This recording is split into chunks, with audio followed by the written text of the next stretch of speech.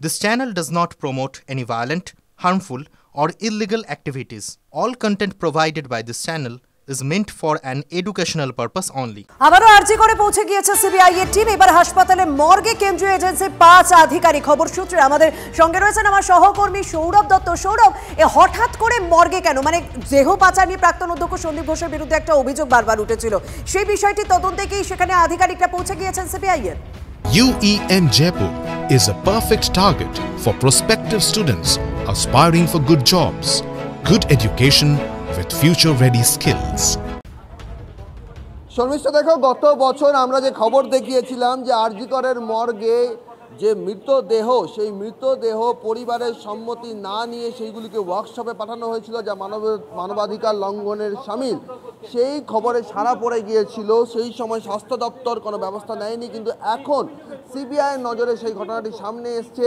নন medical deputy super Akhtar Ali Tala থানায় যে অভিযোগ করেছিলেন, যে অভিযোগের ভিত্তিতে কলকাতা হাইকোর্ট কগনিজেন্স নিয়ে এই ঘটনায় সন্দীপ ঘোষের বিরুদ্ধে যে আর্থিক অনিয়ম, তার বিরুদ্ধে সিবিআই তদন্তের নির্দেশ দিয়েছেন। সেই নির্দেশের প্রেক্ষিতেই এখানে সিবিআই আধিকারিকেরা এসছেন।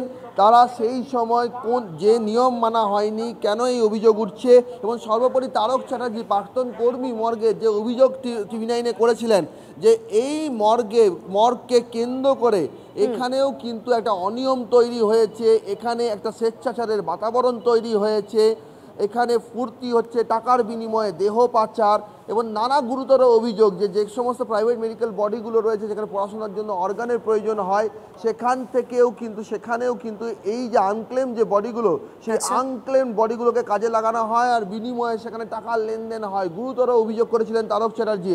আক্তার আলীর অভিযোগ, সেই অভিযোগকে সিলমোহর দিয়েছে, তারক চ্যাটার্জির অভিযোগকে সিলমোহর দিয়েছে, এবং সেই বিষয়গুলো নিয়েই এই অভিযোগের সারবত্তা কতখানি, এবং এখানেও দেখতে হবে যে কেঁচো খুঁড়তে কেউটে বেরিয়ে পড়ে কিনা, তার খোঁজেই এখন সিবিআই এর গোয়েন্দারা মর্গের আরজি করের মর্গে। একদম সৌরভ, তুমি পরিস্থিতির দিকে নজর রাখো, আবারও তোমার সঙ্গে কথা বলবো। একদিকে যখন হাসপাতালে মর্গে পৌঁছে গিয়েছেন সিবিআই এর 5 আধিকারিক, তারা তদন্ত করছেন সন্দীপ ঘোষের বিরুদ্ধে, অন্যদিকে সন্দীপ ঘোষকে সিজিওতে ডেকেও জিজ্ঞাসাবাদ চলছে। এই নিয়ে 13 দিন সিবিআই দপ্তরে আরজি করের প্রাক্তন অধ্যক্ষ তিলোত্তমা ধর্ষণ খুনে প্রায় 120 ঘন্টার বেনজির জিজ্ঞাসাবাদ সন্দীপ ঘোষকে।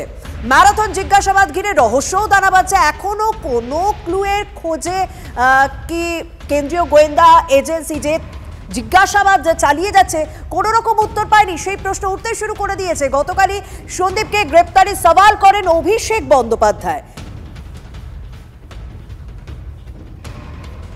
4 দিন কলকাতা পুলিশের হাতে কেস ছিল। 10, 11, 12 তারিখ, 12, 13, 14 তারিখ মহামান্য কলকাতা হাইকোর্ট সিবিআই এর কাছে কেস ট্রান্সফার করে। আজকে নেই করে 14 দিন অতিক্রান্ত। যারা সন্দীপ ঘোষের অ্যারেস্ট নিয়ে দাবি তুলছিল, কেন 14 দিন এই খুন আর ধর্ষণের মামলায় সন্দীপ ঘোষ অ্যারেস্ট হয়নি, সিবিআই কে জবাব দিতে হবে।